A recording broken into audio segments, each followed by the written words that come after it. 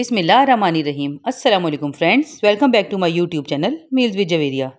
आज मैं आप लोगों के साथ बहुत ही मज़ेदार, क्रिस्पी, क्रंची और बहुत ही झटपट बन जाने वाले इवनिंग स्नैक की रेसिपी शेयर करने जा रही हूँ। सिर्फ एक पाव चिकन में ये महीने भर के क्रिस्पी चिकन डोनट्स बनकर तैयार हो जाएंगे। तो आपने वीडियो को स्किप नहीं करना, एंड तक देखना है क्योंकि ये बहुत झटपट बन जाएंगे और मसाले बहुत कम इस्तेमाल होंगे। तो फ्रेंड्स, इस रेसिपी को बनाने के लिए मैंने आधा किलो उबले हुए आलू लिए हैं और एक पाव चिकन। इसको उबाल के मैंने इस तरीके से श्रेड कर लिया है। अब मैं आलूओं को अच्छे तरीके से पीस लूंगी। आगे चलकर मैं आपको ये क्रिस्पी चिकन डोनट सेव करने का तरीका भी बताऊंगी ताकि आप आसानी बवक्ते ज़रूरत निकाल कर इस्तेमाल कर सकें। तो फ्रेंड्स, अब मैंने इसमें ये उबला हुआ श्रेड किया हुआ चिकन भी ऐड कर दिया है।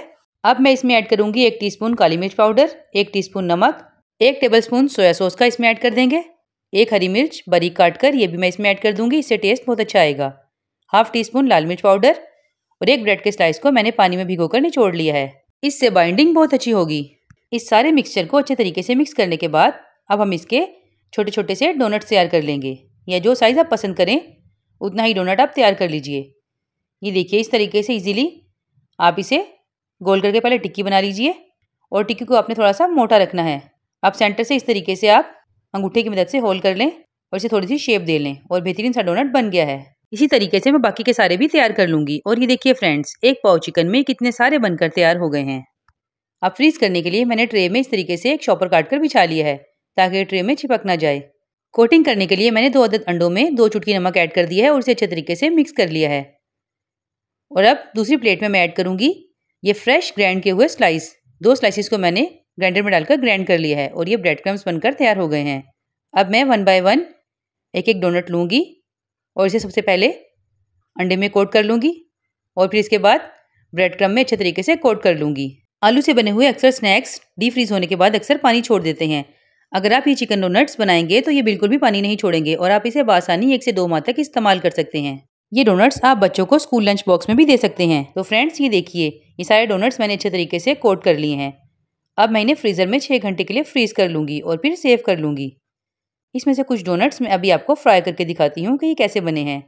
तो फ्रेंड्स, ये मैंने पैन में ऑयल ले लिया है और ऑयल को मैंने ज़्यादा गर्म नहीं किया। अब मैं इन्हें बिल्कुल मीडियम टू लो फ्लेम पर 8 से 10 मिनट के लिए फ्राई कर लूँगी। एक साइड से हम 4 से 5 मिनट के लिए फ्राई करेंगे।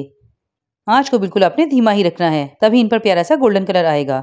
ये बजट फ्रेंडली डोनट्स आप इवनिंग स्नैक के तौर पर भी इस्तेमाल कर सकते हैं या हाई टी के लिए भी ये बहुत ही अच्छे रहते हैं।